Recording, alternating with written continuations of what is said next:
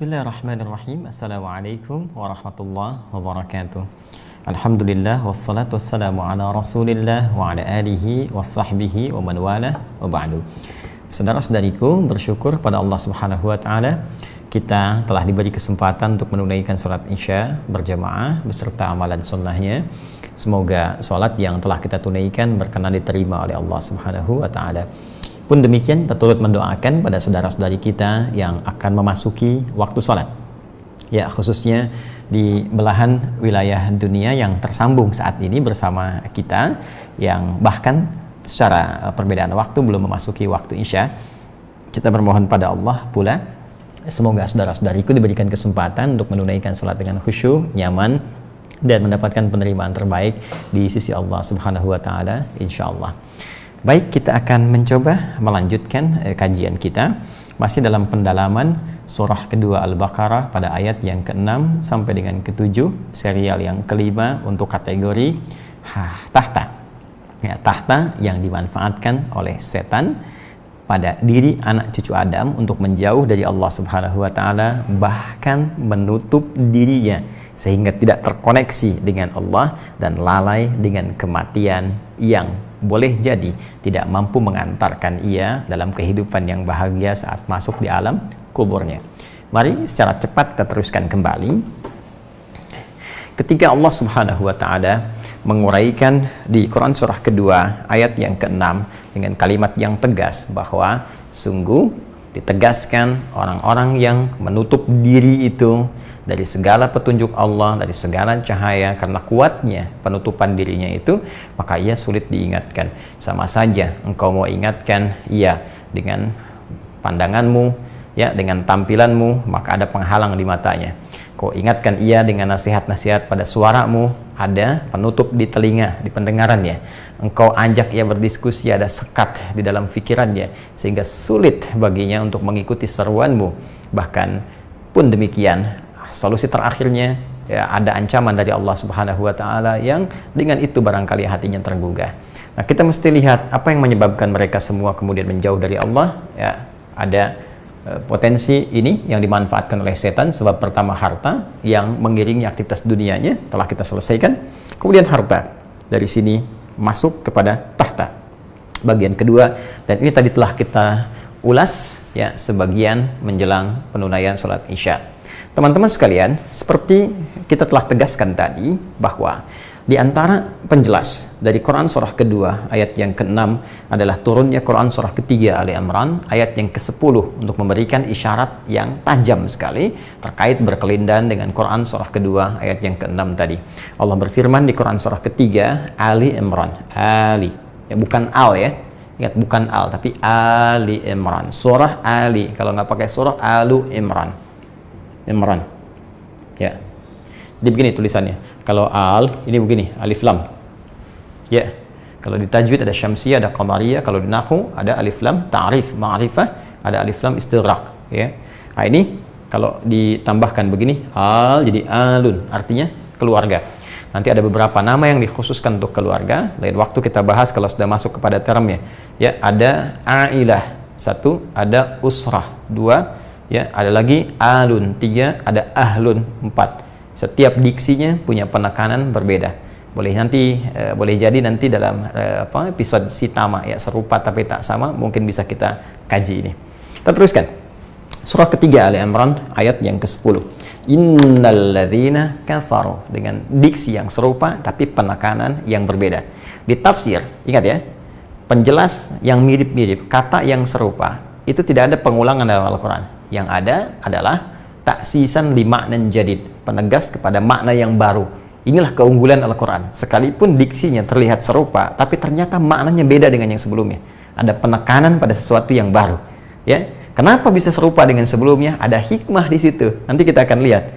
Ya, bisa jadi bermakna taukid, penguat pada yang telah disampaikan dengan penekanan pada makna yang baru. Itu yang sulit ditemukan dalam untayan-untayan kalimat biasa. Kalau bukan firman Allah, mustahil mendapatkan uraian yang singkat, padat, jelas, bermakna, lugas, dan tajam, terpercaya. Baik, saya izin hapuskan dulu ini untuk bisa memberikan ilustrasi lebih dalam. Allah berfirman, innalladzina kafaru lan tughniya anhum amwaluhum. Sungguh orang-orang yang menutup dirinya sampai ingkar dari Allah Subhanahu wa taala, maka segala hal yang telah ia kumpulkan, ia cari, ia dapatkan, ia agungkan, ia banggakan. Amwal jamak dari kata mal, bisa harta, bisa pula tahta. Tadi telah saya uraikan sebelum Isya, mohon Anda menyimak kembali ya. Bahkan pencarian terhadap harta, jabatan, kedudukan ini boleh jadi kecenderungannya juga menjadi wasilah untuk bisa mengumpulkan harta benda, karena ini terkait berkelindan ya. Kata Allah, lan tughniya anhum amwaluhum ya. Maka semua ini termasuk harta tidak akan pernah bisa menolong Anda ya, bisa membebaskan Anda, termasuk investasi keturunan Anda, wa auladuhum ya. Anda siapkan dengan harta, dengan tahta. Ini menarik nih isyarat di Qur'annya. Ada kecenderungan kalau orang sudah sukses dengan harta, maka ia akan wariskan kesuksesan dengan harta itu pada anak keturunannya. Anda punya misalnya perusahaan sudah bercabang, sukses, banyak hartanya, maka ada kecenderungan pemilik harta ini untuk diteruskan ya oleh anak keturunannya.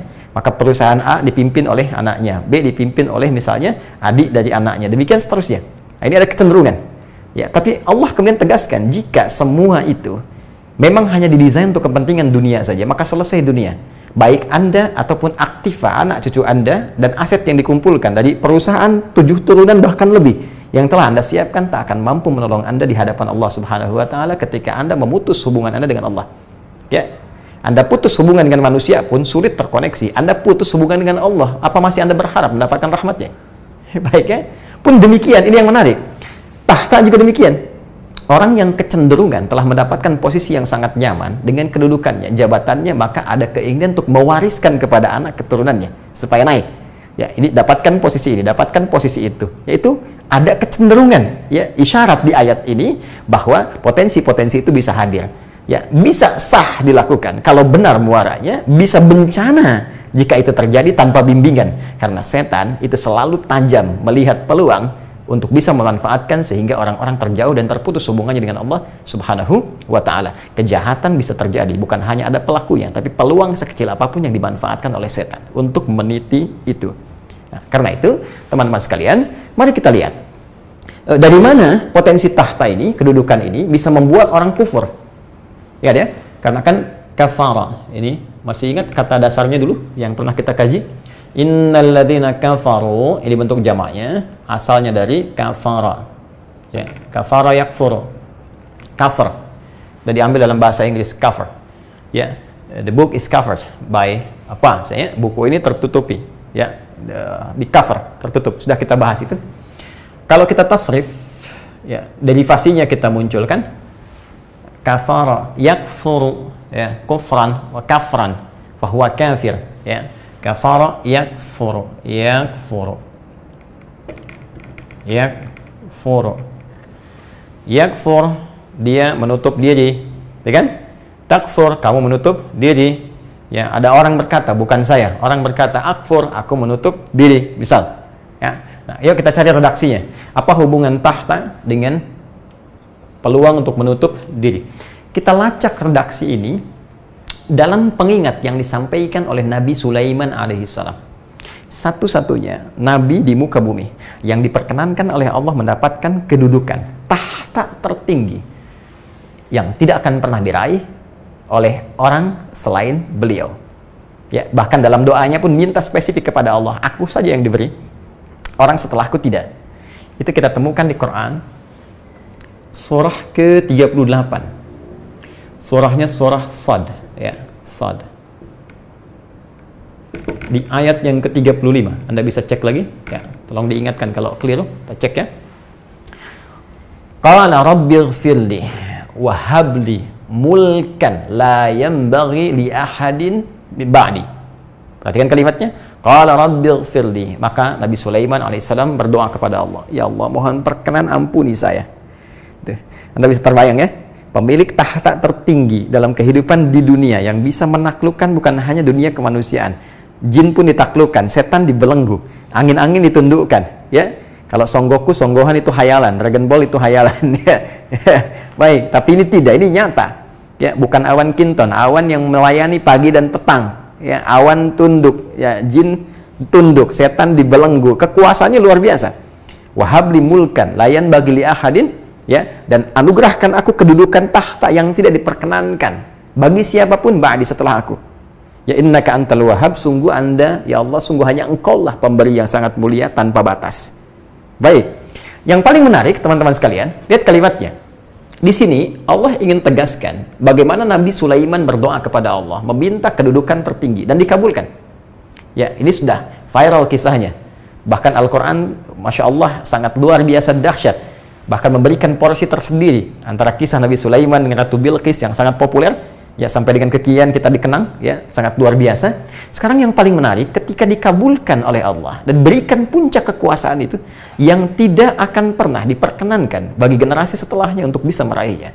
Apa yang diucapkan Nabi Sulaiman setelah meraih itu semua, dan ditampakkan oleh Allah semua pengaruh kekuasaannya. Yang Anda bisa bayangkan, jangankan taklukan manusia, bukan level di wilayah tertentu. Ya, saya tinggal di Bekasi, bukan level Bekasi.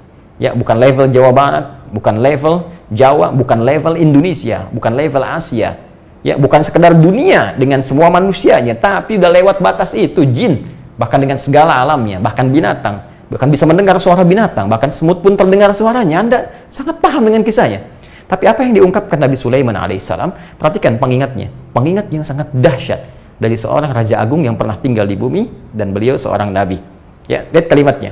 Kita lihat Quran surah ke-27. Ya, An-Naml. Surah tentang semut. An-Naml. Surah tentang semut. Ayat ke-40. Ya. Perhatikan pertengahan ayatnya. Ketika beliau berdoa memohon kepada Allah, ya, dan bersyukur kepada Allah atas semua limpahan anugerah yang diberikan. Ketika terjadi di sini, ya, pertarungan ide dan kemampuan antara Ifrit, ya, satu bangsa jin, pembesar jinnya dengan seorang hamba yang saleh, dan nampak itu di hadapan Nabi Sulaiman alaihissalam yang memegang semua kuasa yang dikehendaki oleh Allah pada saat itu. Apa kalimat beliau? Hadza min fadli rabbi. Ini adalah keutamaan yang Allah telah titipkan kepadaku. Tahan. Liyabluwani aashkuru am akfur. Untuk menguji saya, apakah saya bersyukur dengan kekuasaan ini yang Allah titipkan kepada saya, am akfur. Nih kalimatnya dapat. Kafara yakfuru kufran, yakfuru akfuru nakfuru yakfuru takfuru. Ya, ternyata beliau mengatakan untuk menguji. Jadi kekuasaan tahta ini ujian, kawan-kawan sekalian. Ini ujian, jabatan itu ujian. Ayo teman-teman yang ingin mengambil passion di dunia ini dengan meraih takhta, jabatan, kedudukan, yang sedang mengejar, yang sedang berkompetisi, ya, menghadiri konstelasi untuk mendapatkan jabatan tertentu. Ingat, yang Anda kejar itu ujian. Kalau Anda dapat, maka pertaruhannya dua.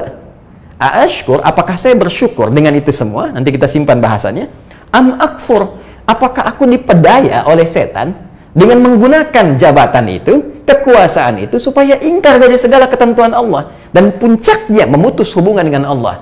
Ini dalil yang sangat jelas yang diisyaratkan langsung oleh Al-Quran bahwa betapa kekuasaan itu, betapa tahta itu, betapa jabatan, kedudukan itu menjadi potensi yang sangat strategis bagi setan untuk dimanfaatkan guna menjauhkan setiap hamba Allah dari ketaatan pada Allah, baik itu ingkar dari hukum-hukumnya, ingkar dari perintahnya, atau bahkan menutup secara langsung hubungannya dengan Allah Subhanahu wa Ta'ala. Kalimatnya jelas, liyabluwani aashkuru am akfur. Kalimat terakhirnya.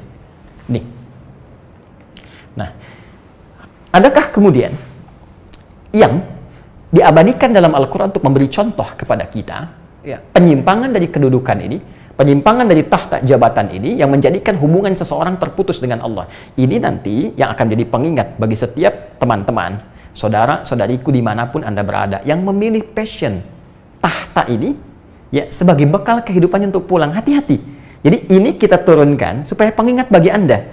Ya, seharusnya boleh jadi mungkin bagi setiap muslim, kalau Anda belajar dengan benar, itu kan sudah ada porsinya. Saya sering sampaikan, cuman dalam Islam, ya, yang punya pedoman yang sangat lengkap, komprehensif, dari masalah yang paling sederhana sampai persoalan yang paling kompleks. Dan setiap passion itu ada petunjuknya.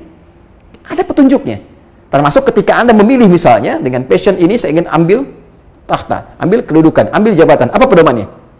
Ya, jelas dari mulai petunjuk ini yang harus dikerjakan sampai juga penjelas ini tantangan yang akan dihadapi. Hati-hati, kamu akan hadapi ini. Jika Quran sudah mengatakan demikian, pasti terjadi. Ya, saya sering katakan, yang membuat sesuatu akan lebih paham dengan ciptaannya. Anda membuat mobil, Anda mengerti tentang mobil yang Anda buat. Anda bikin handphone, sangat paham dengan handphone yang telah Anda buat. Allah menciptakan kita manusia, sangat mengerti dengan keadaan yang terjadi pada setiap manusia. Dari sebelum ada, sedang ada, sampai berakhir kehidupannya. Dan semua yang terkait dengannya. Sangat dipahami. Sekarang pencipta kita menyampaikan informasi, dan ini informasi yang paling otentik, paling valid. Anda mencari dimanapun tidak akan ditemukan seakurat ini. Perhatikan kalimatnya. Ya.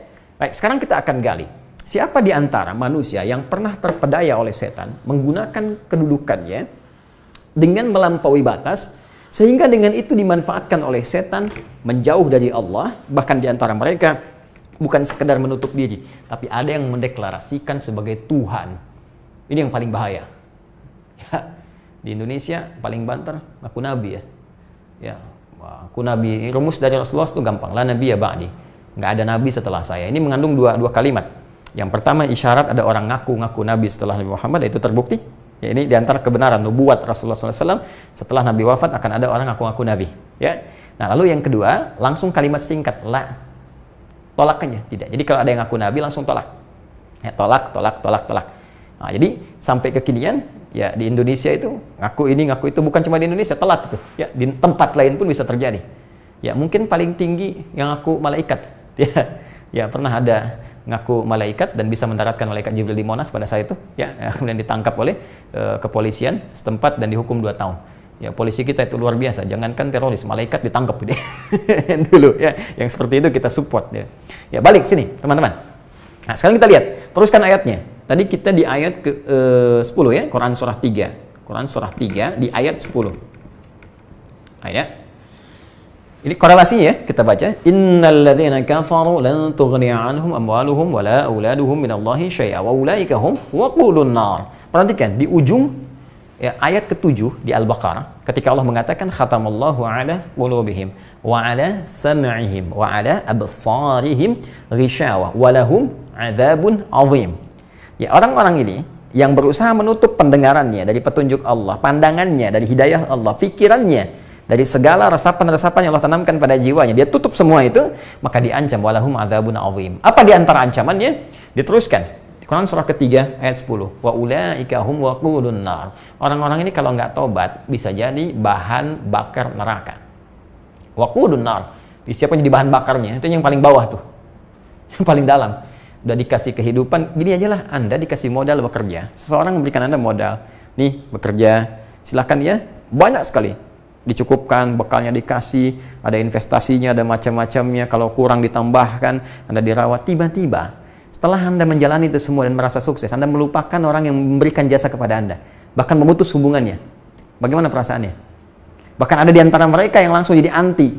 Ya, dalam dunia kemanusiaan saja ada rasa-rasa yang tidak nyaman. Sekarang Allah yang memberikan segalanya, Anda perlakukan demikian kepada Tuhan yang memberikan segalanya. Maka pantas Allah mengatakan, jika memang itu pilihannya, bahkan menantang Allah, Anda menantang manusia saja, belum tentu bisa nyaman kehidupannya. Sekarang Anda tantang Allah, mau lari kemana? Ya, pulang ke akhirat. Wa ulaika hum waqudun nar. Makanya di Al-Baqarah ayat ke-7 dijanjikan walahum adzabun adzim, mereka akan mendapatkan siksa yang dahsyat. Apa di antara dahsyatnya? Jadi bara api neraka. Ya, jadi bara api neraka. Wa ulaika hum waqudun nar. Nah, ini belum selesai. Ayat 11-nya, ayat 10. Ayat 11-nya ini ayat 10, ayat 11-nya langsung diberi contoh. Siapa di antara manusia yang pernah kemudian secara dahsyat menyimpang dari ketentuan Allah, menutup dirinya dan disiapkan menjadi bara api neraka. Teruskan, kada bi ali fir'aun walladzina min qablihim kadzabu bi ayatina fa akhadhahumullahu bi dzunubihim wallahu syadidul iqab. Contohnya, kada bi ali fir'aun. Ya, ali fir'aun. Ada Ali Imran, ada Ali Fir'aun. Beda. Kada bi Ali Fir'aun. Contohnya seperti keluarga besar Fir'aun. Oh, disebut keluarga besar tuh. Nah, di sini nanti kita akan lihat bukan cuma keluarga biologis nih, ya. Awas, hati-hati. Nanti yang disebutkan koleganya, Fir'aun dan koleganya di sini. Keluarga besar Fir'aun. Teman-teman sekalian, nah, Allah langsung memberikan contoh, kada bi ali fir'aun walladzina min qablihim, dan orang-orang sebelumnya yang meniti jalan yang serupa, Di sebelum Fir'aun nanti ada, nanti kita contohkan, ya kita contohkan. Nah, cuma yang paling populer, yang paling viral itu kisah Fir'aun. Ya. Fokus baik-baik. Apa yang dikerjakan oleh Fir'aun ini? Kalau sudah Fir'aun, ini Fir'aun itu kan gelar, bukan nama orangnya. Ya, Faraoh kan? Ya, ini gelar bagi Raja Mesir. Ya, Faraoh, Fir'aun di bahasa Arabnya Fir'aun, gelar bagi Raja Mesir. Rumusnya begini, rumusnya.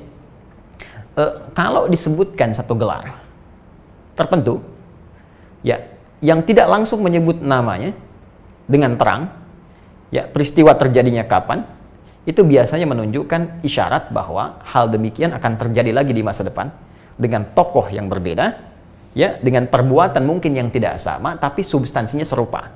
Atau bahkan bisa jadi sama, tapi tokohnya berbeda, tempatnya tidak sama, dimensinya berbeda. Sebaliknya, jika langsung disebutkan namanya dengan terang, ya, bukan inisial, namanya disebutkan, kejadian disebutkan dengan jelas, ini menunjukkan bahwa kejadian itu hanya akan terjadi pada orang dimaksud dan tidak akan dialami pada orang yang lainnya, dimanapun. Ya, seperti Maryam alaihissalam, wa Maryam ibnata Imran, dan Maryam anak perempuannya Imran, bisa mengandung, bisa melahirkan tanpa disentuh laki-laki manapun. Ingat, redaksi Qurannya tanpa disentuh. Walam yamsasni bashar, nggak pernah disentuh laki-laki manapun. Artinya, yang bisa mengandung, melahirkan tanpa disentuh laki-laki manapun cuma Maryam. Dengan keistimewaan yang spesial yang diberikan oleh Allah hanya untuk Maryam saja. Ya, kalau misalnya ada yang mengaku saya bisa mengandung, melahirkan, ada anak tanpa bapak, ya itu banyak. Ya, tanpa bapak, tapi nggak pernah disentuh laki-laki manapun, cuma Maryam binti Imran. Jelas ya? Ini sekarang Fir'aun. Nah, tadi saya katakan Fir'aun ini, ya, ini Faraoh, ini menunjuk kepada gelar raja. Ya, kalau raja, ini menunjuk kedudukan kan? Tahta kan? Nah, ini yang saya maksudkan. Jadi Allah sekaligus memberikan dua kesan di sini. Kesan pertama, ada di zaman dulu yang diuji dengan tahta, dengan kedudukan yang sangat tinggi, tapi dia menyimpang dari kedudukannya. Sekaligus memberi pesan bahwa boleh jadi di masa depan ada orang-orang mendapat amanah serupa. Kedudukan, tahta, jabatan. Jangan diikuti tipikal ini, bisa berbahaya. Ancaman terdahsyatnya jadi bara neraka. Ancaman terdahsyatnya siksa yang berlipat. Dan semua akan pulang. Tunjukkan pada saya di mana penguasa-penguasa yang pernah hadir di bumi yang hidup sampai saat ini. Semua wafat.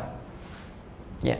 Fir'aun, Namrud dan sebagainya, ataupun yang soleh-soleh, ada banyak. Nabi Sulaiman yang paling populer, itu kan Dzulkarnain yang paling populer, pemilik timur dan barat, meninggal juga, kisahnya abadi. Tinggal Anda ingin menuliskan kesan apa? Apakah soleh atau salah? Sejarah selalu mencatat setiap titik perbuatan manusia hanya bisa dikenang dengan dua kriteria. Tuliskan yang terbaik, ya, dengan nilai-nilai yang saleh, atau tuliskan yang terburuk dengan nilai-nilai yang salah. Tergantung bagaimana Anda ingin dikenang. Tapi kenangan bukan hanya sekadar hadir di dunia, tapi menjadi bagian yang dipertanggungjawabkan di hadapan Allah ketika pulang ke akhirat nanti dengan segala perjanjian yang telah disepakati. Saleh mendapatkan bagian rahmat, salah mendapatkan janji azab. Bahkan di antara azab itu ada yang menjadikan sebagai bahan bakar neraka. Nah, jadi ini poinnya. Nah, sekarang kita lihat apa yang dilakukan oleh Fir'aun ini, ya, sehingga diberikan ancaman yang dahsyat oleh Allah, bahkan dijadikan model yang utuh. Ini bukan cuma kisahnya, jasadnya. Anda bayangkan. Jadi kalau sudah melihat jasad dan tahu kisahnya, ya, masih diikuti juga. Ini keterlaluan ini. Saya tidak tahu istilah apa yang harus diungkapkan. Ya, Anda kan kalau diberi contoh, ini kisahnya. Oh, kisah ya. Dikasih referensinya, ini referensinya. Anda yakin. Setelah itu, hakul yakin. Ya, diperlihatkan langsung. Ini loh, jasadnya. Dia utuh, masih ada, masih bisa diamati, melewati setiap abad, nampak masih belum yakin juga dengan cara apa lagi itu. Mesti diingatkan. Ya. Nah, teruskan. Sekarang kita lihat bagaimana kesan yang ditampilkan oleh Al-Quran tentang Fir'aun ini. Seperti apa penyimpangannya? Jadi teman-teman gini, penyimpangan tahta, kekuasaan jabatan, itu bahasa Arabnya disebut dengan togha namanya. Ya, togha. Togha. Penyimpangan dari harta disebut bagho namanya. Kemarin tahu belajar harta kan? Nah, kalau hartanya digunakan pada hal yang tidak dikehendaki oleh Allah Subhanahu wa taala, pakai beli minuman keras, kan? Pakai miras santika, pakai beli narkotika, pakai beli sabu, pakai beli ganja macam-macam. ya, dipakai untuk korupsi, dipakai untuk nyogok macam-macam, itu tidak dikehendaki. Penyimpangan lewat harta disebut bagha. Karena itu Qarun, ya ini semasa dengan Fir'aun, nanti saya terangkan di akhir. Ketika Qarun menyimpang, ya, dengan menggunakan harta pada hal yang tidak dikehendaki Allah, disebut penyimpangannya dengan bagha. Ya, buka Quran surah ke-28. Al-Qasas. Di ayat ke-76. Ya. Paling kiri agak sedikit ke bawah. Inna Qaruna kana min qaumi Musa. Inna Qaruna, sungguh Qarun itu kana min qaumi Musa, termasuk dari kaumnya Nabi Musa alaihissalam. Jadi hidup di zaman Musa. Fabagha alaihim. Bagha tuh. Maka dia menyimpang dengan hartanya. Nah, ini penyimpangan harta disebut bagha. Penyimpangan tahta, kedudukan, membuat kebijakan-kebijakan ya, yang menyimpang dari nilai-nilai kebenaran atau secara langsung melanggar ketentuan Allah atau memutus hubungan dengan Allah, itu disebut dengan tagha. Karena itu Fir'aun, ya, laknatullah alaih, itu disebutkan oleh Al-Quran penyimpangannya dengan tagha. Buka misalnya Quran surah ke-79 An-Nazi'at. Dicek lagi teman-teman. An-Nazi'at, ya, wan-Nazi'ati gharqa dan seterusnya. Lihat ayat ke-17. Ketika Nabi Musa alaihissalam diperintahkan untuk berdakwah kepada Fir'aun, ya, apa kalimatnya? Idhhab ila fir'auna innahu tagha. Faqul hal laka ila an tazakka wa ahdiyaka ila rabbika fatakhsha. Ya, fa'arahu ayatul kubra, fahasyara fanada dan seterusnya, faqala ana rabbukumul a'la. Ini yang paling bahaya. Ini tagha, menyimpang. Dan penyimpangannya nggak main-main. Bahkan dia mengklaim sebagai Tuhan. Ya, tadi saya katakan orang sekarang paling banter ngaku nabi, sebagian malaikat. Ini Tuhan. Faqala ana rabbukumul a'la. Ya, saya Tuhan kalian yang paling besar. Tuhan kalian yang paling agung, Fir'aun. Nah, tapi yang mau saya tegaskan, perhatikan baik-baik. Apa yang terjadi dengan ini semua? Ini dimanfaatkan oleh setan untuk memutus hubungan dengan Allah Subhanahu wa taala. Dia mengaku Tuhan. Satu. Ya. Yang kedua, tagha, dia mulai menyimpang. Apa tindakan penyimpangannya? Dengan berbuat zalim. Ya. Zalim itu sebetulnya bahasa standar ya, menempatkan sesuatu bukan pada tempatnya. Itu zalim. Karena itu zalim menjadi makna yang luas, tergantung ya dalam konteks apa yang dipahami. Ya, harta bisa zalim, kekuasaan, kedudukan bisa zalim. Bahkan penghafal Quran bisa zalim. Ada. Yaitu di Quran surah ke-35 ya, ayat 32. Tsumma awrathnal kitaba alladzina astafaina min ibadina. Kami wariskan Al-Quran pada hamba-hamba terpilih. Cuma sayang, wa minhum zalimun li nafsi. Ada orang yang zalim, hafal Quran zalim. Zalim itu asalnya menempatkan sesuatu bukan pada tempatnya. Ya, saya sering ilustrasikan, Anda punya gayung dan punya gelas. Gayung menampung air untuk mandi, gelas menampung air untuk minum. Ada orang minum pakai gayung, mandi pakai gelas. Itu zalim, menempatkan sesuatu bukan pada tempatnya. Nah, ini ada orang menghafal Quran, hafal Al-Ikhlas. Qul huwallahu ahad, Allahus samad, lam yalid wa lam yulad wa lam yakul lahu kufuwan ahad. Hafal, hafid Al-Ikhlas. Ya, cuma sayang tidak menempatkan ayat pada tempatnya. Lisannya berkata semua agama sama, menunjuk pada Tuhan yang sama, cuma caranya beda-beda. Katanya kul huwallah, tapi mengatakan semua agama sama. Ini zalim. Ya. Hafal ayat, jangan berselisih. Hafal ayat, jangan mencuri. Hafal ayat, jangan berdusta. Masih dusta juga, itu zalim namanya. Jelas ya? Nah, karena itu orang-orang yang benar-benar hafal, menjadi hafid misalnya, maka disifati di ujungnya. Lihat ujung kalimatnya. Di Quran surah ke-35 tadi, di akhir ayat 32. Ya.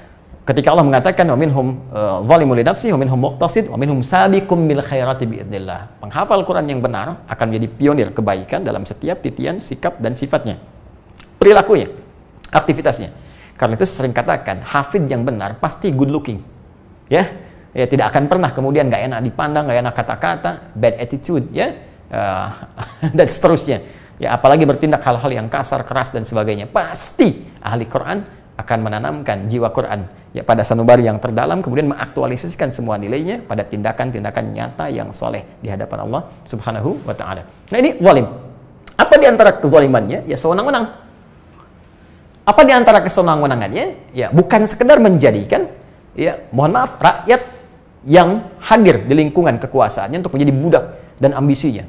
Ya bangun proyek mercusuar, piramid, bangun ini, bangun itu dan sebagainya, tapi yang paling dahsyat ada sifat-sifat tertentu yang menjadikan orang-orang yang hadir di sekitarnya kemudian dipaksa untuk turut pada ketentuan yang jauh menyimpang dari ketentuan Allah Subhanahu wa taala. Puncaknya, ketika merasa menikmati itu, maka ia pun tidak ingin posisinya tergantikan oleh siapapun, sampai membuat dekret jika ada satu orang pun, siapapun yang punya potensi untuk menggulingkan kekuasaannya, menggulingkan tahtanya, maka seketika harus dihabisi. Ya, bahkan ketika rahib-rahibnya, ya, spiritualnya, paranormalnya yang tidak normal itu membisikkan ke telinganya bahwa akan ada dilahirkan, ya, seorang bayi yang bisa menghancurkan kekuasaannya, maka seketika dekretnya keluar. Mulai hari ini dia utuskan pada setiap ibu yang mengandung, dikirimkan algojo di sekitarnya, amati, jika lahir perempuan maka bebaskan, jika lahir laki-laki sembelih bayi itu di hadapan ibu yang baru melahirkannya. Itu ada di Quran surah kedua Al-Baqarah ayat ke-49. Nanti kita akan sampai di ayat itu. Ya, wa idz najainakum min ali fir'aun yasumunakum su'al 'adzab yudzabbihuna abna'akum wa yastahyuna nisa'akum, ya. Dan ingatlah, pelajari ketika kami menyelamatkan kalian dari kekejaman Fir'aun dan koleganya, ya, yang mengamati setiap ibu yang tengah mengandung. Ketika lahir perempuan dia bebaskan, ketika laki-laki sembelih di hadapan ibu yang baru melahirkannya. Ini penyimpangan kekuasaan yang dibangun lewat harta sampai mengaku diri sebagai puncak dari kekuasaan, bahkan mengklaim diri sebagai Tuhan. Ya, tapi poinnya bukan di sini. Poinnya adalah penyimpangan yang dibangun dari kekuasaan itu sehingga menjadikan dirinya atau memengaruhi orang-orang untuk kufur kepada Allah Subhanahu wa taala. Ya, melarang orang untuk sholat misalnya, melarang orang untuk baca Al-Qur'an misalnya, melarang orang untuk mendekat kepada Allah, membatasi orang-orang untuk berkhidmat kepada Allah, menjauhkan dari kebenaran, ya, mempertahankan kekuasaan dengan cara yang tidak benar. Nah, ini hal-hal demikian penting diingatkan. Jika terjadi itu artinya ada setan yang tengah bermain di sekitaran. Ada bisikan-bisikan buruk. Maka sarannya langsung diberikan oleh Al-Quran. Indah sekali, tinggalkan. Ya, tinggalkan. Jauhi perilaku itu. Karena Anda punya pilihan. Ketika Allah amanahkan kepada Anda nilai-nilai kekuasaan, tahta, kedudukan, Anda punya pilihan. Dua pilihannya. Dan dengan itu Anda akan dikenang saleh, salah. Jika Anda bisa memilih menjadi pejabat yang soleh, kenapa harus memilih langkah yang salah? Ya, sudah ada Fir'aun yang tenggelam. Jangan sampai Anda menenggelamkan diri sendiri. Karena kekuatan Anda nggak seperti Fir'aun. Piramid apa yang telah Anda bangun? Karya apa yang telah Anda persembahkan? Nggak ada tandingannya. Fir'aun, zaman Nabi Musa, kurang lebih 2000 tahun ke Nabi Muhammad. Dari Nabi Muhammad ke kita, itu sudah 15 abad, 1500 tahun ke kita. 1500 tambah 2000, 3500 tahun. Piramid Fir'aun masih bertahan. Anda karya apa yang dibangun? Ya, gempa sekali terjadi, hancur rusak. Apa yang telah Anda bikin? Ya, dikirimkan badai, selesai. Apa yang telah Anda buat? Lalu Anda ingin ikuti caranya? Tertinggal jauh. Dahsyat apa? Sebelum Fir'aun ada Namrud. Ya, bahkan menantang Nabi Ibrahim alaihissalam, mengaku sebagai Tuhan. Ya, lihat dialog di Quran surah kedua Al-Baqarah ayat 258. Ya, alam tara ilal ladzi hajja Ibrahim fi rabbih. Pernahkah Anda mendengar, ya, kisah tentang seorang raja yang mendebat Ibrahim alaihissalam, ya, tentang kekuasaannya, ya, ketika Allah memberikan kepadanya mulk, ujian berupa kekuasaan, ujian berupa jabatan, berupa kedudukan, sampai dia mengatakan aku Tuhan. Kata Nabi Ibrahim, Tuhan yang benar bisa menghidupkan, mematikan. Dia panggil, ya, siapa yang dia panggil? Panggil ajudannya, ya, dia panggil dua orang, dia bawa pedang, yang satu dia bunuh, yang satu dia biarkan hidup. Saya juga bisa, nih, yang satu saya matikan, satu saya hidupkan. Kata Nabi Ibrahim, Tuhan yang benar bisa menjadikan matahari terbit di timur, terbenam di barat. Kalau Anda memang Tuhan, sekarang balikan, terbitkan di barat, terbenamkan di timur. Fabuhital ladzi kafar. Lihat kalimatnya, fabuhital ladzi kafar. Maka terdiamlah orang yang sedang tertutup ini, kafar. Nih. Jadi memang kekuasaan itu kalau tidak bisa dimanage dengan benar, ya, tidak diikuti petunjuk dengan benar, akan dimanfaatkan oleh setan untuk menutup segala peluang-peluang kebaikan. Jika memang peluang hidayah tidak diambil, ini yang paling berbahaya. Ancamannya nyata, teman-teman sekalian. Karena itu, nah, ini penting sebagai pelajaran, ya, supaya jadi pegangan. Nah, sekarang bagaimana memanfaatkan kedudukan ini supaya benar dijalani, tertulis dengan kenangan yang indah? Kan banyak yang abadi kisahnya. Sampai sekarang bisa kita gali. Silahkan Anda cek. Banyak orang-orang dititipkan kedudukan yang kisahnya abadi sampai kini dan dikenang semuanya baik. Ya, yang paling indah kan Rasulullah Muhammad SAW. Setelah itu siapa? Abu Bakar As-Siddiq, Umar bin Khattab, Utsman bin Affan, Ali bin Abi Thalib. Semuanya baik-baik. Silahkan cek sampai dengan hari ini yang disebutkan baik aja. Umar bin Abdul Aziz baik sampai sekarang. Nggak pernah ketemu Nabi, nggak pernah berjumpa Nabi, generasinya jauh dari Nabi, tapi diikuti polanya, jadi baik sampai sekarang dikenang. Kan itu bisa jadi pilihan, ya. Itu pilihan teman-teman. Apapun yang kita ambil, ingat sifatnya tahta, kedudukan dari level terkecil pun. Misal di sistem kita misalnya, ya dari setingkat RT, RW ke atasnya misalnya ada lurah, ada camat, ada bupati atau selevel wali kotanya ke atas sampai ke gubernur, sampai ke presiden, ya ada level-level menterinya, ada level ke bawahnya lagi di militernya misalnya, level panglima ke bawahnya lagi, ya sampai kedudukan tuh diraih.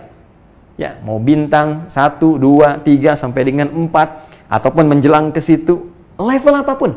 Di perusahaan ada pimpinan dari level misalnya ya manajer sampai ke direkturnya, atau ada yang bagian komisarisnya, sepanjang itu membawa aroma tahta, ya, membawa nilai jabatan, bahkan dituliskan dalam dunia kemanusiaan pejabat, pejabat pembuat akta tanah, pejabat ini, pejabat itu, pejabat yang memegang jabatan, sepanjang itu melekat, maka pasti ada potensi-potensi ini. Kalau nggak percaya silahkan, akan hadir bisikan-bisikan setan di sekitaran yang membuat peluang Anda mendekat kepada Allah celahnya dipersempit. Kalau tidak tahu ilmunya, maka yang terjadi adalah menjauh dari hukum Allah Subhanahu wa taala. Ini yang paling berbahaya. Ini yang paling berbahaya. Jadi ini umum ya, ini kalimat-kalimat umum pelajaran supaya nanti kalau Anda pilih, hati-hati nih. Nanti kita rincikan apa saja kira-kira yang akan dijadikan oleh setan sebagai jebakan-jebakan untuk kita belajar. Bukan berarti tidak harus memilih passionnya, tidak. Kalau Anda mampu belajar, kalau perlu cita-citanya. Saya pengen jadi presiden, ya. Saya pengen jadi menteri A, saya pengen jadi panglima, saya pengen jadi pengusaha sukses, saya pengen jadi pimpinan.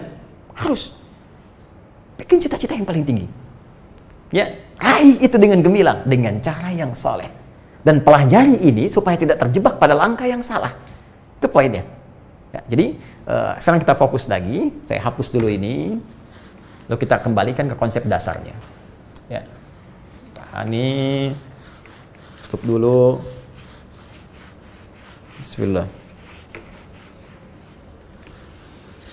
Saya harap teman-teman yang muslim ya, yang sekarang mendapat amanah jabatan, Anda bisa mengikuti dan mendapatkan referensi. Mungkin satu malam Anda bisa merenung, kan? Dan Allahu a'lam, mungkin malam itu malam terakhir dalam kehidupan. Ada peluang untuk berbuat baik dengan itu sehingga hisabnya ringan di hadapan Allah. Ya, kita belajar. Dan kita tidak mengarahkan telunjuk pada si A, si B, si C, tidak. Kita mengarahkan telunjuk pada diri kita sendiri untuk berevaluasi. Dan di sini kita belajar. Ya. Bismillah.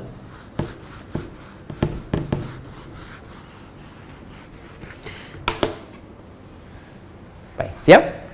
Yuk kita teruskan kembali ya. Sibuk pada apa yang akan kita kaji saja. Semoga Allah muliakan kita semua. Bismillah. Kembali ke Quran. Teman-teman sekalian. Surah 27 tadi, An-Naml, ayat ke-40. Ke isyarat dan doa Nabi Sulaiman tadi ketika dititipkan kedudukan. Ya, masih ingat doanya ketika beliau berkata? Ya, hadza min fadli rabbi. Ini kalimat pertamanya. Satu, hadza min fadli rabbi. Ya. Biasanya kalau di Arab itu ya kadang-kadang jadi stiker tuh. Ya, kalau ada orang mendapatkan kedudukan atau baru diangkat sumpah jabatan atau apapun dengan segala sifatnya, ini kalimat ini suka dituliskan.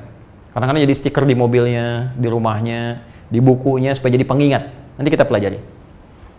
Bagian keduanya, liyabluwani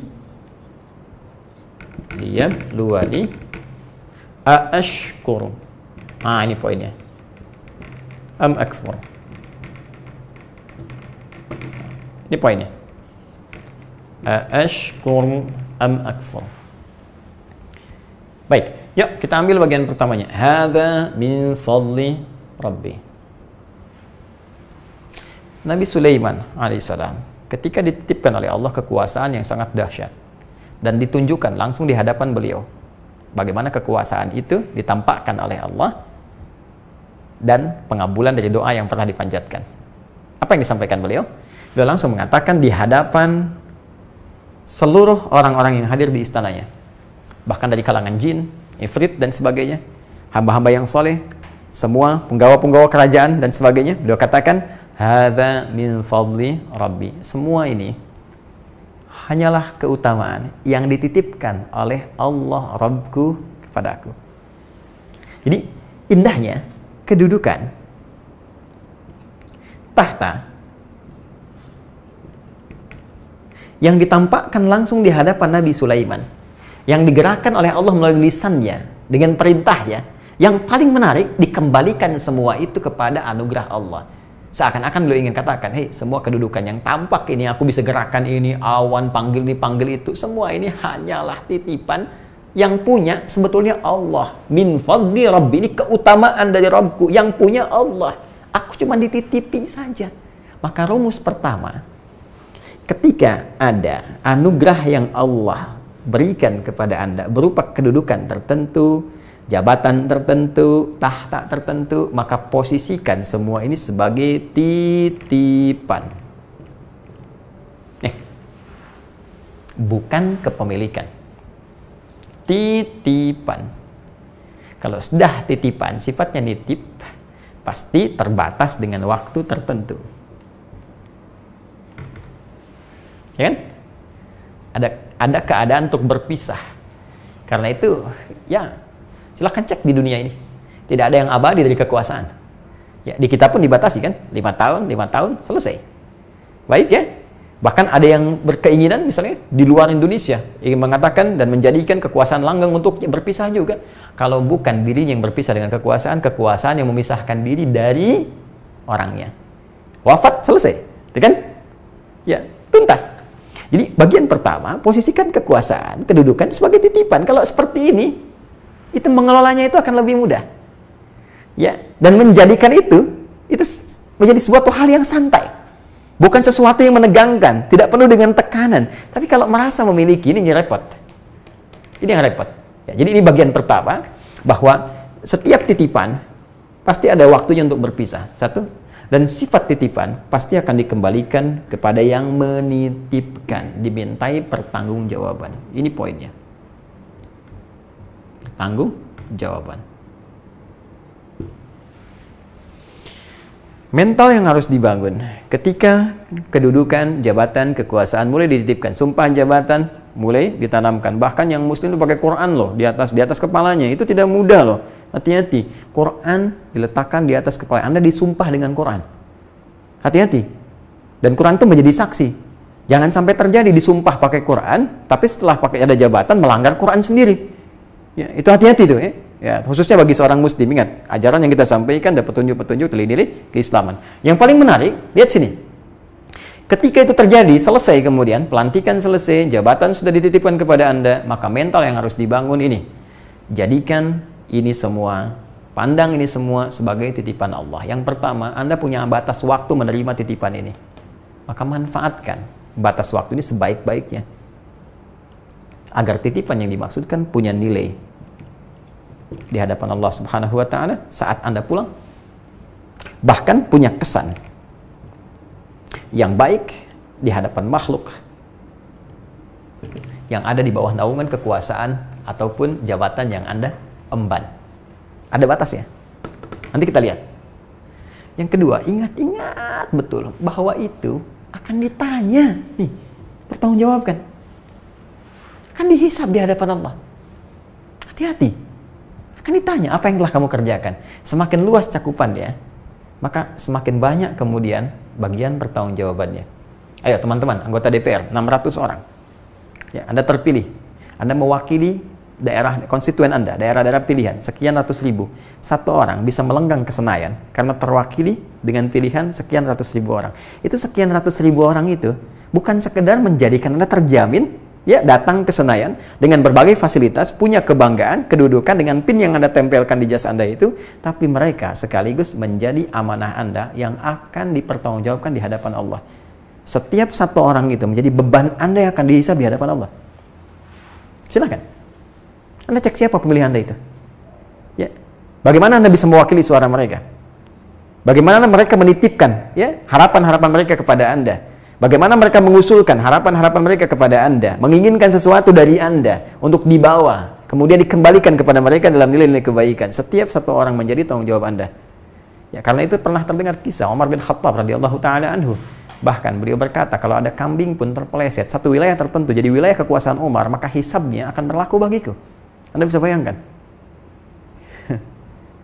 Sekarang Anda merasa bebas dari pandangan Allah, merasa nyaman, merasa tenang. Padahal setiap saat kematian mengincar kita untuk membawa apa yang telah kita kerjakan dan pertanggungjawabkan di hadapan Allah Subhanahu wa taala. Maka kita coba merenung baik-baik. Duduk, banyak-banyak istighfar. Dan banyak-banyak mengenal, belajar bagaimana kemudian mendesain segala titipan ini untuk baik di hadapan Allah Subhanahu wa taala. Ya. Nah, karena itu supaya ini punya nilai, pertanggungjawabannya ringan, tampil elegan saat di dunia dan bermartabat saat pulang ke akhirat, maka apa konsep yang harus diterapkan untuk menggunakan kekuasaan ini sehingga punya nilai di hadapan Allah dengan batas waktu yang telah ditetapkan tadi. Maka rumus cepatnya dari Nabi Sulaiman alaihissalam, ashkur, apakah bersyukur atau tidak? Syukuri jabatan itu, bukan syukuran. Syukuran itu beda, ya. Ya, dan syukuran pun sebetulnya punya kesan yang tadinya positif, cuma kadang-kadang bergeser maknanya. Ya, syukuri. Bagaimana mensyukuri itu? Apa makna syukur? Syukur itu upaya untuk mengungkapkan kebahagiaan atas nikmat yang telah Allah titipkan dengan cara menggunakan nikmat itu pada ketentuan yang telah Allah tetapkan. Ya, upaya mengungkapkan kebahagiaan atas nikmat yang telah Allah titipkan dengan cara menggunakan nikmat itu pada ketentuan yang telah Allah tetapkan. Contoh, saya ingin mensyukuri nikmat pandangan. Allah kasih pandangan yang baik, kan? Allah kasih pandangan yang jelas, yang awas.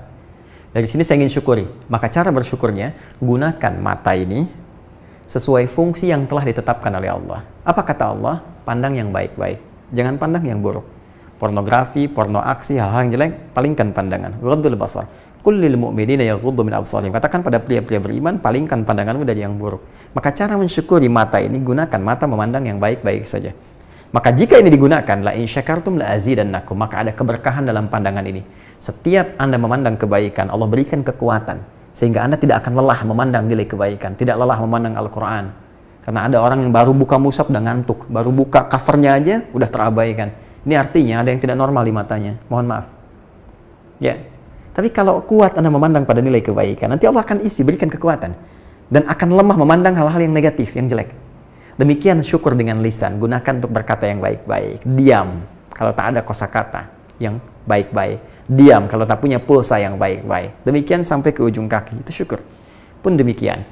Kedudukan, jabatan, tahta. Jika Anda ingin syukuri, maka gunakan kedudukan itu, kebijakan itu untuk mengeksekusi nilai-nilai kebaikan yang telah Allah tetapkan. Baik dalam konteks kehidupan kemanusiaan ataupun dalam konteks ibadah. Contoh, Allah mengajarkan sifat adil dan berbuat baik tanpa batas, ihsan.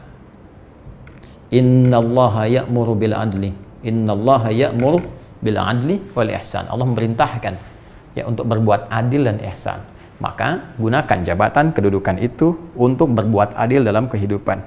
Putusan-putusan yang adil, ketetapan-ketetapan yang adil, yang sesuai dengan dasar-dasar nilai kebaikan. Nah, kita bersyukur tinggal di Indonesia, bahkan punya dasar dari 5 dasar kehidupan berbangsa bernegara. Bukankah sila kedua itu kemanusiaan yang adil dan beradab? Adil sudah masuk di situ. Ya.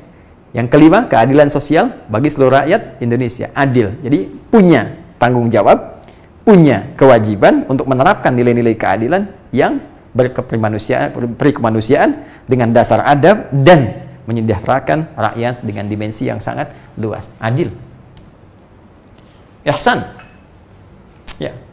Berbuat baik tanpa batas. Senang berbagi. Ya. Buat bikin kebijakan-kebijakan yang benar, kebijakan-kebijakan yang baik, kebijakan-kebijakan yang menguntungkan, menyejahterakan, ya, mengayomi dan seterusnya. Adil, ihsan. Ya. Contoh lain, misal kita terapkan dalam konteks dimensi spiritual. Anda Muslim, maka Anda bikin kebijakan, Anda cukup dengan sholat saja. Ya. Misal di wilayah Anda, waktunya sholat misalnya, Anda berhenti sejenak. Ya, Anda berikan instruksi, waktu sholat gunakan untuk sholat dulu, rehat dulu dari pekerjaan. Begitu Anda tuliskan, menjadi edaran, karena tanda tangan Anda, demi Allah saya katakan, setiap orang yang sholat, yang karena instruksi Anda tadi, ya ikhtiarnya, maka pahalanya akan kembali kepada Anda. Diberikan pahala yang serupa tanpa dikurangi sedikit pun. Man dalla ala khair falahu ajruhu mithla ajri ya man amila bihi min ghairi adyan qusa min ajri syai. Siapa yang menunjukkan, memfasilitasi pada kebaikan, maka diberikan pahala yang sama dengan yang mengerjakan tanpa dikurangi sedikit pun. Tak terbayangkan. Ya, Anda dapat kedudukannya, Anda bangun musholla, orang sholat di situ. Allahu akbar. Berapa banyak orang sholat di situ? Ya. Jadi kalau digunakan dengan benar, ya, berikan kemudahan fasilitas untuk haji, berikan kemudahan fasilitas untuk zakat disalurkan dengan baik, itu berapa pahala bisa dikumpulkan. Dan membangun nilai kemanusiaan yang adil. Karena boleh jadi yang Anda pimpin bukan hanya Muslim saja, ada non-Muslim. Ya, berikan sifat-sifat hukum keadilan sesuai dengan nilai-nilai kemanusiaan, nilai-nilai ketatanegaraan dan sebagainya. Ya, demikian seterusnya. Jika ini digunakan dengan baik, termasuk dalam konteks dalam kehidupan di perusahaan, pimpinan yang adil kepada karyawannya, berbuat baik dengan cara yang benar, bikin kebijakan yang betul dan seterusnya, maka ini akan menjadi berkah. Seperti Nabi Sulaiman dimuliakan oleh Allah Subhanahu wa taala dan diberikan nilai-nilai keberkahannya. Tapi jika salah langkah, semua hanya digunakan untuk mengejar materi-materi dunia, fata morgana yang dibisikkan oleh setan yang tidak bertanggung jawab itu, maka ini akan menjadi beban dalam kehidupan. Bukan hanya alam kubur, tapi dunia pun rasanya sulit. Ya, mau tidur susah, tiap hari kok mikirin itu aja. Ya, berat. Yang dipikirin kekuasaan lagi, kekuasaan. Baru dapat kekuasaan dan mikir kekuasaan berikutnya, capek hidupnya. Ya, dia tidak tahu bahwa hidupnya pun tidak aman karena diintai pula oleh kematian yang setiap saat bisa mengelilinginya. Karena itu penting nasihat ini untuk dipegang oleh siapapun, kita semua tanpa kecuali, karena ini pesan yang disampaikan langsung oleh pencipta kita Allah Subhanahu wa taala dengan ketentuan-ketentuan yang sudah tetap dan tidak akan berubah. Ya, bagi teman-teman yang sekarang misalnya dalam konteks keindonesiaan ikut konstelasi pemilihan, baik skupnya pilkada ataupun lebih luas lagi, khususnya bagi Anda yang Muslim, ingat betul ini. Jika diamanahi dengan kedudukan, maka gunakan kedudukan dengan cara yang benar, dengan cara yang baik, bersikap adil, ya, berlaku ihsan, gunakan kedudukan sesuai dengan tempatnya, jangan sampai melanggar hukum, dan ingat baik-baik, Anda akan pulang membawa pertanggungjawaban. Jangan sampai meninggalkan kenangan buruk di dunia dan tampilan yang dahsyat saat kembali kepada Allah. Saya kira ini sangat objektif bagi kita semua untuk memperbaiki diri. Ya, dan jangan marah, apalagi kirimkan buzzer untuk menyoal. Ya, tapi saya senang kalau buzzer ikutan ngaji, saya senang. Kalau bisa kita bikin pengajian, buzzer mengaji misalnya. Kan sudah ada Indonesia mengaji, Bekasi mengaji, buzzer mengaji itu belum ada. Tapi nggak ada masalah, saya senang membuka untuk siapapun karena setiap orang punya peluang untuk berbuat baik. Ya, dan saya mendoakan bagi siapapun karena setiap orang punya hak untuk menjadi orang baik. Siapa saya bisa menghambat orang untuk berubah? Yang bisa kita lakukan mendorong setiap orang untuk berubah lebih baik di hadapan Allah Subhanahu wa taala. Ya, ini teman-teman sekalian, jadi jangan sampai kemudian nanti ada harta, ada tahta, bahkan berkolaborasi ini yang bahaya. Bukankah Fir'aun berkolaborasi dengan Qarun? Ini yang paling dahsyat. Ya, kekuasaan yang digunakan pada yang salah di backup oleh pengusaha gelap. Ya, penguasa yang zalim, backupnya pengusaha gelap, itu yang bahaya. Karena itu kisah Fir'aun dengan Qarun itu seringkali viral. Ya, dalam Al-Quran dibahas di beberapa surat dan sangat populer. Dan nanti pelengkapnya, wah ini yang paling dahsyat. Di belakangnya nanti ada Haman, kita belum bahas penyimpangan ilmu pengetahuan. Ya, ada penyimpangan ilmu pengetahuan, ada penyimpangan tenaga. Jadi singkatnya, dalam konteks tertentu setan akan memanfaatkan selain harta, ada tahta, ada kedudukan yang dia desain langsung untuk membuat seorang hamba menjauh dari Allah atau bahkan memutus hubungannya dengan Allah Subhanahu wa taala. Hati-hati ya, sekali lagi, kalau sudah ada kedudukan, ya statementnya mulai agak kurang terukur dengan baik atau bahkan langsung bertentangan dengan nilai-nilai yang telah Allah tetapkan, itu segera untuk mengoreksi diri sendiri.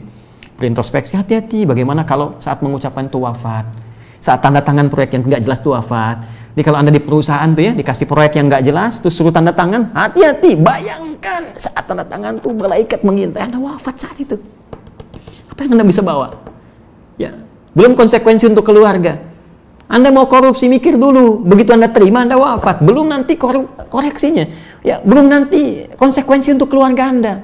Apa nggak malu kalau anak Anda dihujat? Nih, bapaknya koruptor. wafat dalam keadaan korupsi. Apakah kebayang? Salah apa keluarga Anda, istri Anda, anak Anda? Bahkan bayi yang baru dilahirkan, keturunan Anda harus menanggung beban keburukan yang Anda telah kerjakan. Tobat, teman-teman. Duduk. Ya, saya berharap sesungguhnya semua stakeholder ini bisa duduk sama-sama. Ya, khusus dalam konteks ke-Indonesiaan, ada pesan-pesan kebangsaan yang harus disampaikan. Apa salahnya duduk? Kemudian diskusi, musyawarah, berikan jalan bagaimana menatap Indonesia yang lebih baik. Ya, kemudian bikin peta-petanya, ya, repolitanya misalnya, rencana pembangunan 5 tahun ke depan, ya, bukan rencana pemilihan 5 tahun ke depan, ya, baru terpilih, pengen mikir 5 tahun lagi, 5 tahun, ya, kapan membangunnya? Ya, kenapa harus ribut melulu? Kenapa harus saling kemudian menjegal dan sebagainya? Duduk saja. Kalau perlu ke depan saya usulkannya tadi, bikin sekolah kepresidenan, sekolah kementerian, jadi jelas tuh yang mau dipilih itu jelas, kualifikasinya jelas, dan sudah saatnya kita merdeka dengan sesungguhnya, kita makmur. Ya, tempat kita luar biasa, Indonesia yang kita cintai, letaknya strategis. Ya, saya coba lihat peta dunia itu, Indonesia itu ada di tengah-tengah. Cuma sekarang aja siapa pemenang dunia diletakkan dia di tengah. Ya, padahal asalnya Indonesia yang di tengah itu. Dan tengah itu sangat strategis. Di Quran bahkan disebutkan wa kadzalika ja'alnakum ummatan wasata, dan demikian kami telah tetapkan Anda jadi umat yang pertengahan. Al-Baqarah ayat 143. Tengah itu strategis, nggak miring kanan, miring kiri. Posisi negara kita tengah-tengah di peta dunia.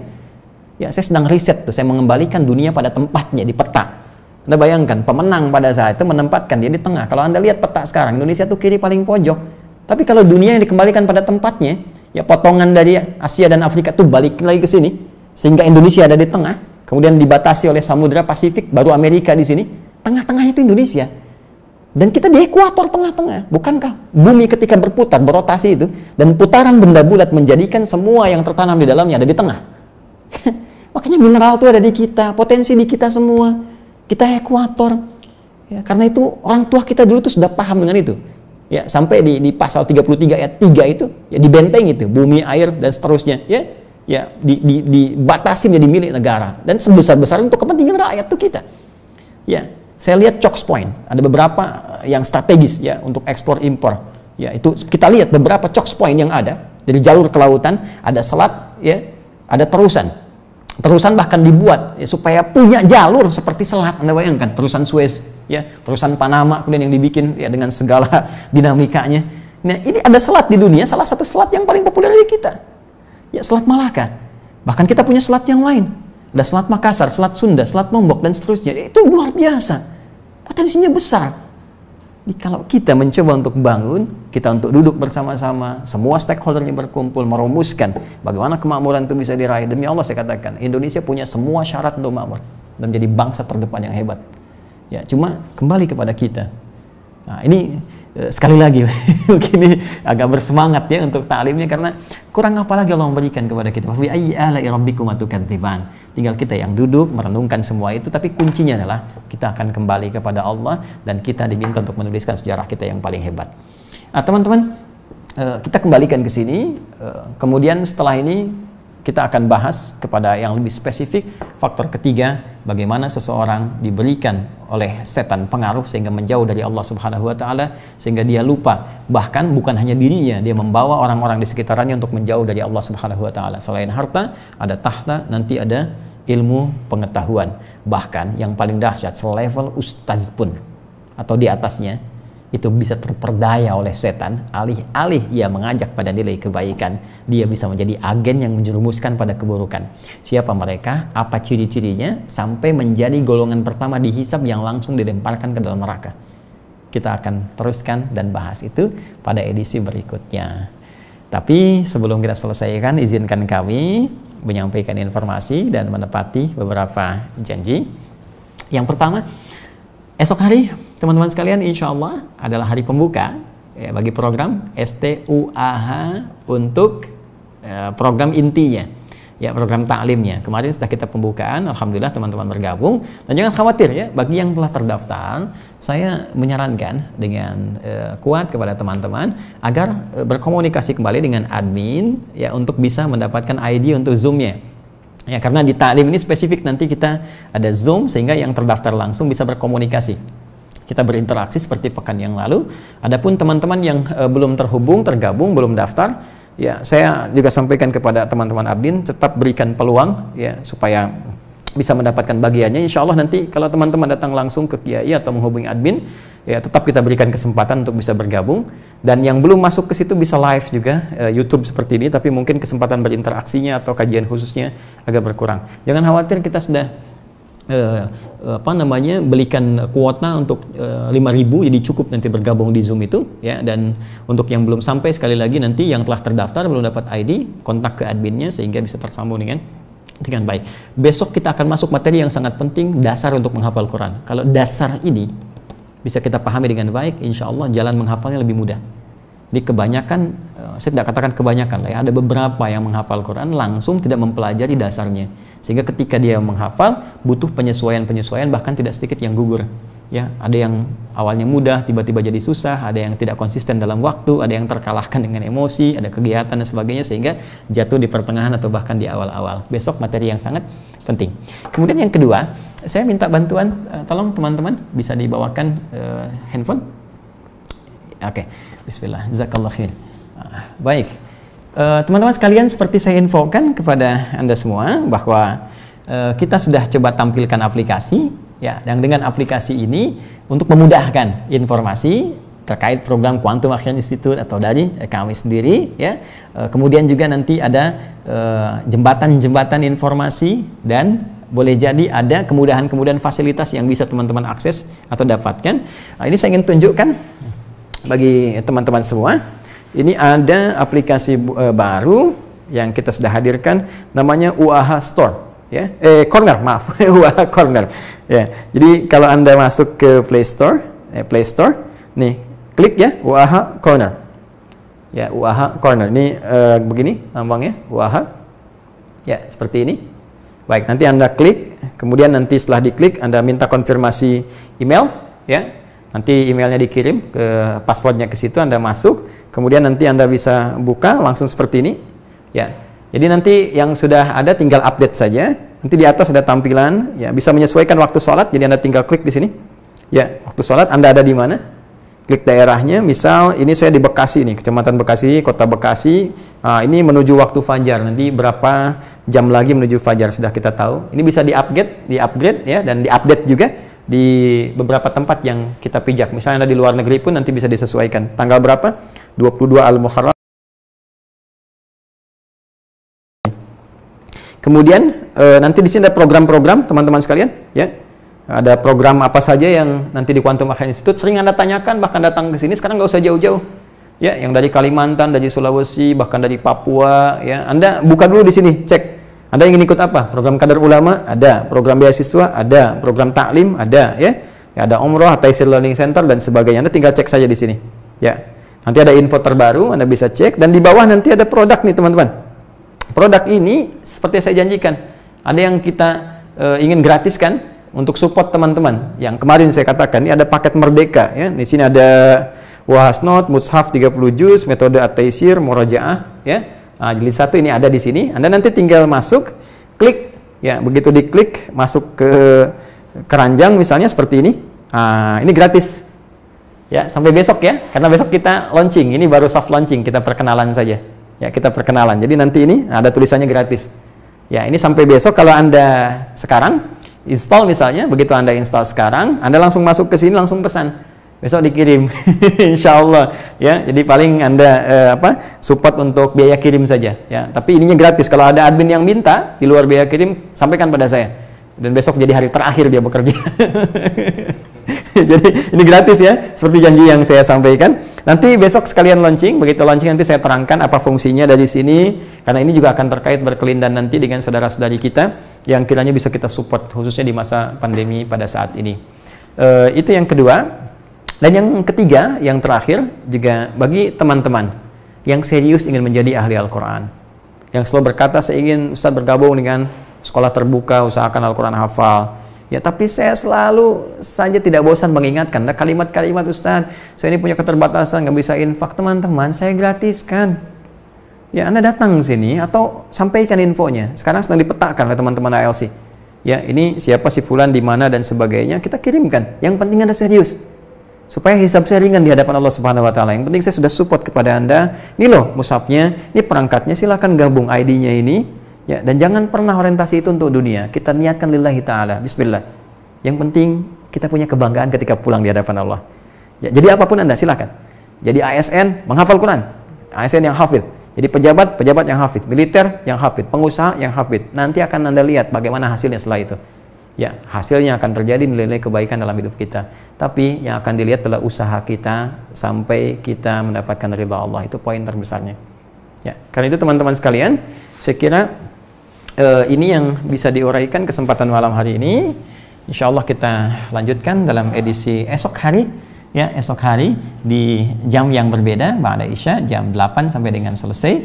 Kajian pembuka mengenal Al-Quran, jembatan untuk mudah menghafal kalam Allah Subhanahu wa ta'ala. Berjumpa esok hari insya Allah. Semoga diridai Allah Subhanahu wa ta'ala. Mohon maaf bila ada hal yang kurang berkenan dari apa yang disampaikan di kesempatan pada malam hari ini. Semoga itu semua menjadikan ukuran, timbangan, dan introspeksi kepada diri saya pribadi, Anda, dan kita semua yang terhubung dalam program Aqsa Al-Quran Sunnah Solution. Allahumma taqabbal minna innaka antas samiul alim wa tub alaina innaka antat tawwabur rahim. Rabbana atina fid dunya hasanah wa fil akhirati hasanah wa qina adzaban nar. Allahumma ya Allah, Allahumma wafiqna bima ta'allamna, wafiqna lina'mala ma ta'allamna bih, waj'alna min ahli al-Qur'an, waj'alil Qur'ana sahiban lana fid dunya wa syafi'an lana fil akhirati ya arhamar rahimin. Bi fadlika subhana rabbika rabbil izzati amma yasifun wa salamun alal mursalin wa akhiru da'wana subhanakallahumma wa bihamdika nashhadu an la ilaha illa anta nastaghfiruka wa natubu ilaik wa akhiru da'wana alhamdulillahi rabbil alamin. Terima kasih saudara-saudariku, saya mencintai Anda karena Allah. Semoga kita dikumpulkan dalam kebaikan, dalam ridha Allah Subhanahu wa taala. Adi Hidayat. Assalamualaikum warahmatullahi wabarakatuh.